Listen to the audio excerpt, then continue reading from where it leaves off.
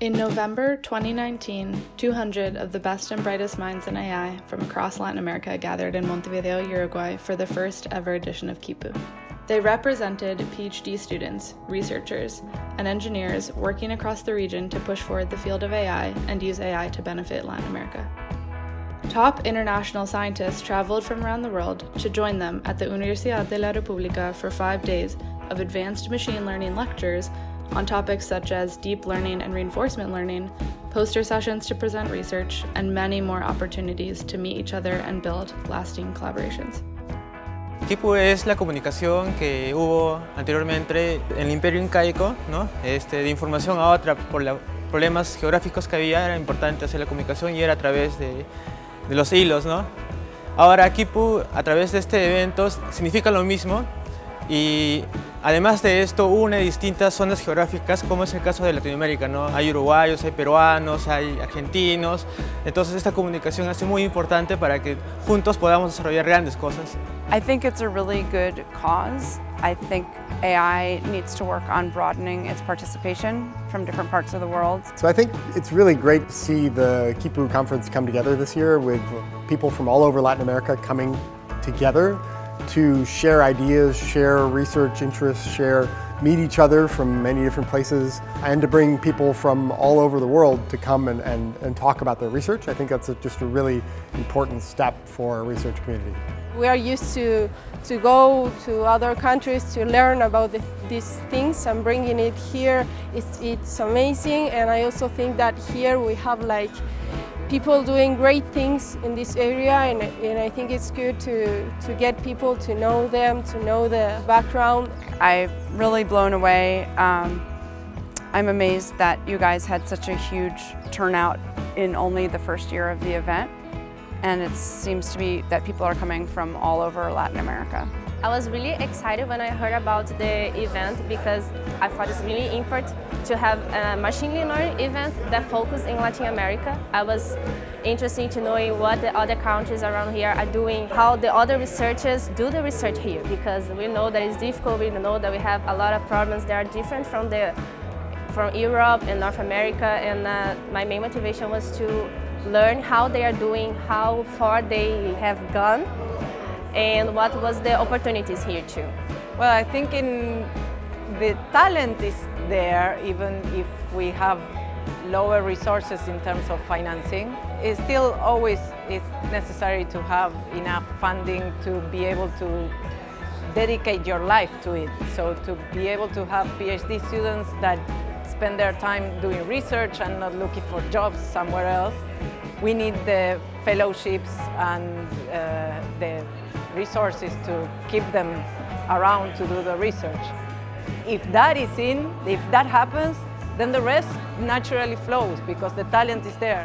Estoy haciendo el doctorado, mitad del tiempo doctorado y mitad del tiempo en una pasantía, porque eso me ayuda a crecer profesionalmente, pero al mismo tiempo es una entrada extra de dinero, porque muchas veces la beca de doctorado, la beca de maestría no es suficiente, entonces tengo que distribuir mi tiempo entre lo que hago en la universidad y lo que hago en la empresa. Tengo la suerte de poder estar trabajando en la misma línea de investigación, pero conozco personas que no. Entonces no pueden avanzar tanto en lo que viene siendo la universidad, en el doctorado, para publicar en revistas de alto impacto, porque tienen que trabajar en la empresa y la empresa exige resultados. We don't have the financial support yet, and we don't have big labs and companies in Latin America that can help the students to do the research. Because when you are a student, it's important to have support financially and from professors and big companies that believe in what you are doing. You know, in my country there's no AI ecosystem. It is starting, but it's very small right now. So one of my motivation was to learn from great people.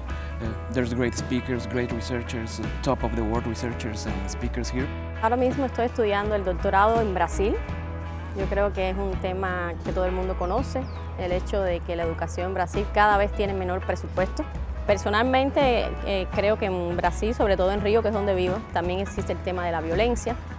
Es un tema tangible, es un tema que te afecta, te estresa no solo puedes dedicarte a la investigación, tienes que preocuparte por a qué parte vas a ir, puedes salir a la calle, en qué momento puedes salir, porque existen muchos conflictos internos dentro del país, es como una guerra en la ciudad, nunca había vivido eso y eso te puede afectar psicológicamente para avanzar en la investigación. En Río de Janeiro a veces las escuelas cierran cuando existen este tipo de conflictos, los estudiantes no pueden ir a las universidades, los niños no pueden ir a las escuelas primarias.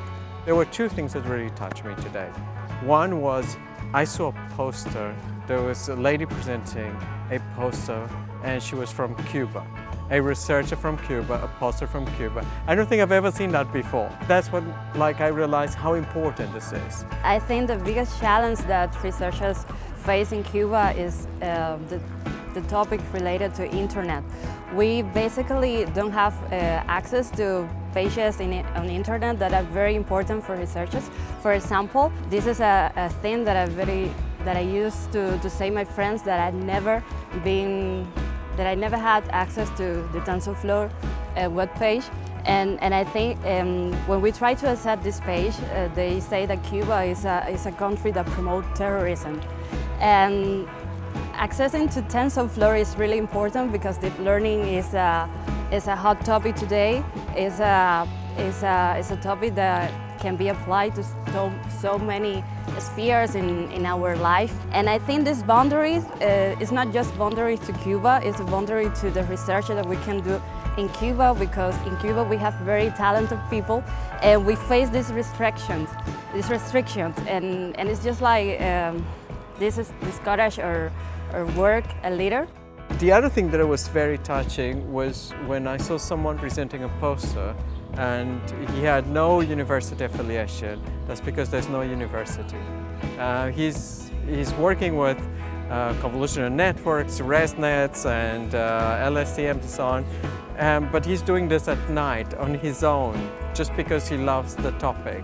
But he has no way of working with anyone else on this. He got his undergrad, there's no grad level at all in AI. I started to learn by myself. I got the famous Peter Norvig book of AI, Modern Approach, and I started reading it and trying to code myself. But it was difficult because there was nobody to ask. So if you have issues or your algorithm isn't converging, there's nobody you can ask. So I had to go by myself, and then the online platforms came in. So for example, Coursera, Udacity. Then I started reading papers and, oh, what will happen if instead of doing this, I do that? So somebody said to me this week, well, you didn't know that, but you were already doing research. Khipu in Montevideo has been brilliant. It's sunny, and Montevideo is such a beautiful place, and the people are lovely, and it's been wonderful, but also very touching. As I walked through the posters this morning, I realized, at first I was really impressed with the technical quality. There's people trying to use neural networks to speed up numerical computation to study black holes. There are people who are studying, also using machine learning techniques to be able to predict how different type of seeds will grow in the local soil.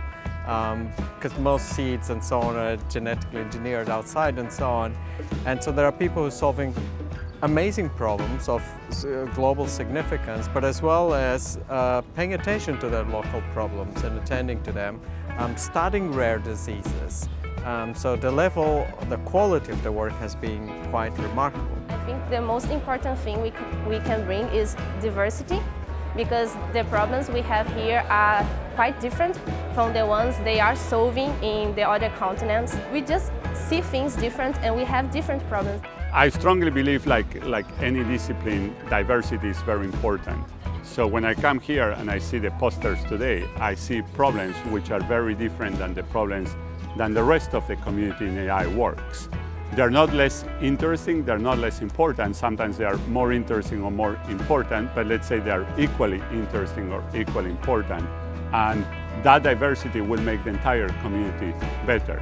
When somebody is working for a problem that exists in Uruguay, but doesn't exist in the United States using AI, that knowledge that you gain in Uruguay will end up also being applied to what's happening in the United States. So the more diverse we make the community in every single aspect and every single axis of diversity, the better the entire community will become. So I think it's really important that, to have a robust community of machine learning researchers, and so there are many ways to contribute. I think one is just to advance the state of the art of what we as an international community know how to do in terms of solving machine learning problems, what is the next frontier of problems that we all want to tackle. But also I think sometimes bringing a local perspective on how to apply machine learning to different kinds of problems, I think is a really good thing that people all around the world often bring to the set of problems that we look at. So understanding conservation issues, which are often very important for Latin American countries, I think is a really interesting use of machine learning and AI. Healthcare is obviously a concern of everyone around the world. How can we use machine learning to improve healthcare for people? I think all these things are good to look at from the lens of what are important problems you see in your community, and by being present in Latin American countries, people see problems and ways to use machine learning and AI to tackle them in interesting ways. I'm loving it. Just in the beginning, we have a woman opening the event. That was very important for me, and I'm already made tons of friends and exchanged contacts, so I'm really enjoying it, and I'm looking forward for the next days. It's nice that you guys could bring people from different countries in Latin America, because now we have this feeling to give back to our local community, where we see oh, this is happening in Latin America and we can actually do it. Para mí lo más importante fue la comunidad, conocer lo que se está haciendo en Latinoamérica. Nunca pensé que existieran tantos laboratorios, tantos grupos de investigación trabajando en cosas tan interesantes. It's a great opportunity to learn from them and to find out what other people is doing, and then my intention is to then go back to my country and spread the word. Khipu has been an incredible experience that honestly, personally, I thought that I never could have the chance to attend an event like this. South America is full of extremely bright people, very capable. The quality that I've seen here is definitely an indication of that. And those people have a lot to contribute to the world and to advance science and technology. And I think I cannot imagine a way in which Latin Americans could not provide a lot of insights into how to build better societies, how to get better distribution of income and so on, and just build a fairer AI for everyone. It is important because Latin Americans, we are underrepresented in this field, and I think that Khipu is just like a door open just to change the reality that we face. Khipu, I think thanks to Khipu we can promote artificial intelligence and raise the quality of researchers that we do here, and I think that Khipu is also a commitment to the country, for my country, for the region. It's a commitment to share everything that I've learned here. When you do something that you love, you keep pushing further, even if you don't have the resources and you are swimming against the current. Khipu meant to come and try to expand our knowledge to people and communities that really want to work in this area and don't have the opportunity normally to go to places that most of the activity is happening. And it's very expensive to go to conferences, it's very expensive to go to meetings, so this gives the opportunity of the meetings coming to people that are as qualified as anybody else in the planet, so give us the chance to come and do it here.